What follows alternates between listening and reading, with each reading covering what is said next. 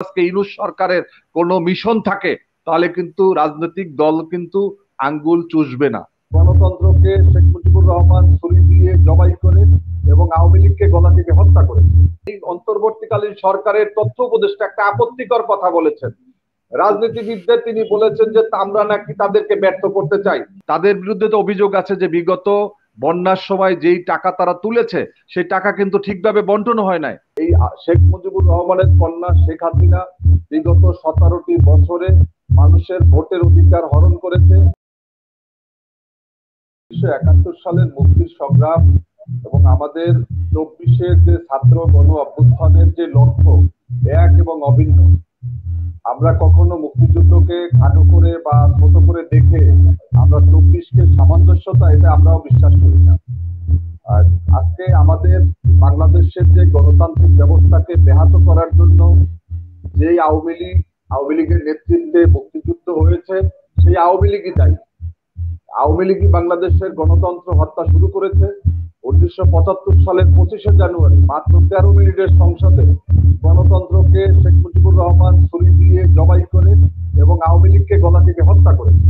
যেটার কারণে এই যে আজকে আমরা যত কথাই বলি না কেন, আমরা মুক্তিযুদ্ধের আগে 70 সালের নির্বাচনে পাকিস্তানিদের বিরুদ্ধে আমাদের মুক্তিযুদ্ধ হয়েছে, কিন্তু পাকিস্তানিদের সময় এদেশের মানুষ ভোট দিতে পেরেছে, যার কারণে 70-এর নির্বাচনে আওয়ামী লীগ নিরঙ্কুশ বিজয়। কিন্তু এই শেখ মুজিবুর রহমানের কন্যা শেখ হাসিনা বিগত 17টি বছরে মানুষের ভোটের অধিকার হরণ করেছে।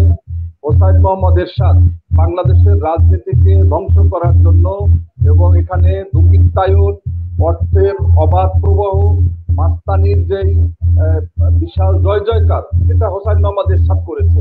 এবং এর ধারাবাহিকতা কিন্তু আমাদেরকে বিএনপিকে বহন করতে হয়েছে, শেখ হাসিনাকে বহন করতে হয়েছে। এবং শেখ হাসিনা তার যে রক্তের যে ধারাবাহিকতা, পিতার থেকে যে পাওয়া, যে অর্জিত তার যে ঐতিহ্য, এটাকে তিনি সঠিকভাবে তিনি তার জায়গাতে তিনি প্রয়োগ করেছেন, যার কারণে আজকে তিনি দেশ ছেড়ে পালিয়ে গিয়েছেন। এটাই হচ্ছে বাস্তবতা। কিন্তু আমাদের এই 24-এ যে অর্জন, এটাকে আমরা কোনোভাবে 71-এর অর্জনের পরে যেভাবে বেহাত হয়েছে, এভাবে যেন বেহাত হয়ে না যায়, এই কথাটাই আমরা তরুণরা আমরা বলতে চাই।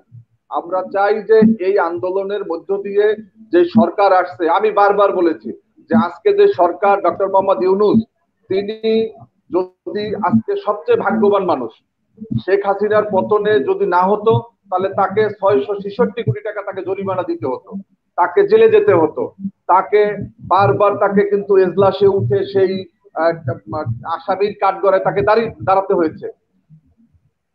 কিন্তু এই যে তিনি যে সুযোগটুকু পেয়েছিলেন, কিন্তু সুযোগটুকু কাজে লাগাতে পারেননি।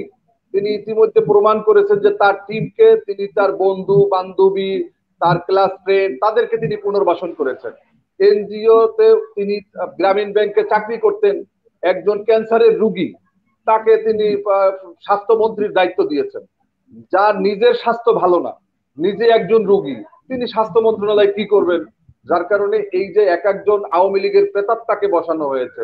আপনি জানেন যে ব্রিগেডিয়ার সাখাওয়াত, যিনি একজন আওয়ামী সুবিধাবাদী এবং তিনি শপথ নেওয়ার পরে সর্বপ্রথম তিনি আওয়ামী লীগকে রাজনীতি করার সুযোগ করার মতো অনেক ধরনের তথ্য উপত্য হাজির করেছেন। আমরা দেখেছি সুপ্রদীপ চাকমা, যিনি আওয়ামী লীগের সময়ে পার্বত্য চট্টগ্রাম পরিষদের চেয়ারম্যান ছিলেন, তাকে প্রমোশন দেওয়া হয়েছে। এরকম করে অসংখ্য উপদেষ্টাদের কথা বলতে পারবো যারা আওয়ামী লীগের সুবিধাপ্রাপ্ত।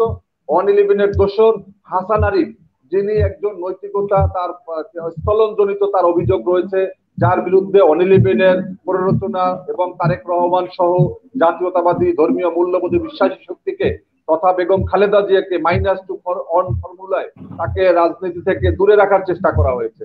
এরা আজকে একত্র হয়েছে।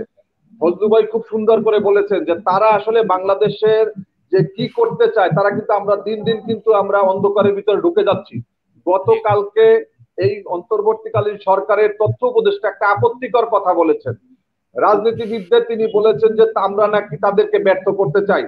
আমরা তাদের পাশে দাঁড়িয়েছি বলেই তারা কিন্তু 8 তারিখে তারা শপথ নিতে পেরেছে। তারা আজকে 4 মাস যাবত শুধুমাত্র ছাত্রলীগকে নিষিদ্ধ করা ছাড়া, কয়েকটা কমিশন গঠন ছাড়া তাদের কোনো অর্জন নাই। কিন্তু আমরা বলতে চাই যে আমরা এই কথাগুলো এভাবে বলতে চাই না আপনারা কি কি কাজ করবেন জাতির সামনে উপস্থাপন করেন, কি জি কি ধন্যবাদ জনাব সংস্কার মুস্তাফিজুর করবেন, রহমান, সংস্কার একটা ধন্যবাদ ধারাবাহিক আপনাকে। জিনিস।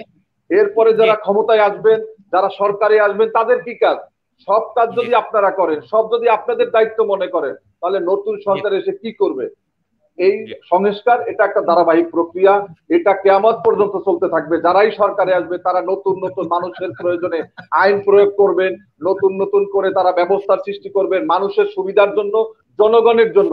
যেই জনগণ 1971 সালে মুক্তিযুদ্ধ করেছে বৈষম্যের বিরুদ্ধে, সেই জনগণই 24-এর ছাত্র গণ আন্দোলনে রাজপথে নেমে এসেছে। আবাল বৃদ্ধ বনিতা ছাত্র যুবক কৃষক শ্রমিক আইনজীবী সমস্ত মানুষ। আমরা সেই অর্জনের জন্য বলতে চাই যে 71-এর যে উদ্দেশ্য এবং 24-এর উদ্দেশ্য এক। আমরা বাংলাদেশকে ক্ষুধা দারিদ্র মুক্ত, খাই খাই রাজনীতি মুক্ত এবং একজন স্কুল শিক্ষক জি যেন এমপি হতে পারে। আমাদের তথ্য উপদেষ্টা জাতির সামনে উপস্থাপন করেছেন, এখন কিন্তু আমাদেরও কিন্তু মুখ খোলাতে ওনারা বাধ্য হবেন।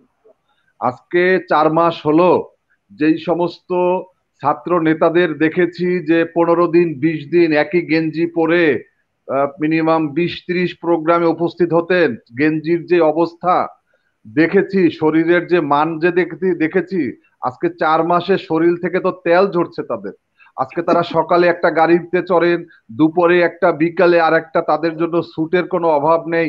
এক একজনে নাকি কারি টাকার মালিক হয়েছেন, তারা নাকি তদবিরের জন্য আলাদা অফিসে বসা শুরু করেছেন। আমরা এই সমস্ত কথা এখন বলতে চাই না, কারণ আমরা একটা নতুন বাংলাদেশ বিনির্মাণের জন্য আমরা কাজ করছি। কিন্তু তারা যেভাবে আজকে নির্বাচন নিয়ে যেভাবে গড়িমসি করা হচ্ছে, আমি মনে করি যে এটা অন-11-এর সময় যেমন মঈনুদ্দিন ফখরুদ্দিন জাতীয় বেঈমান তারা যেভাবে এখানে কিংস পার্টি তৈরির জন্য প্রস্তুতি নিয়েছিলেন, আজকে এই অন্তর্বর্তীকালীন সরকারকে বলতে চাই আপনারা কোনো কিংস পার্টি তৈরির দিকে যেন না।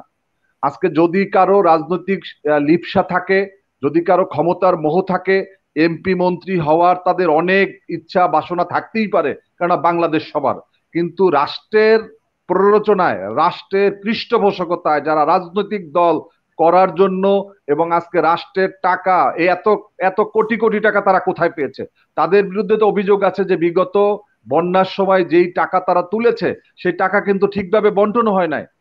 আমরা দেখেছি যে এদেশের মানুষ কত আবেগপ্রবণ, তারা বন্যার্ত মানুষের জন্য কাপড় চোপড় দিয়ে আসছে, ট্রাকে করে, গাড়িতে করে, সবগুলো কিন্তু তারা ইসের একেবারে কেজি দরে তো বলা যাবে না, লট হিসেবে তারা বিক্রি করে দিয়েছে, সাধারণ মানুষের মাঝে কিন্তু বন্টন করে নাই।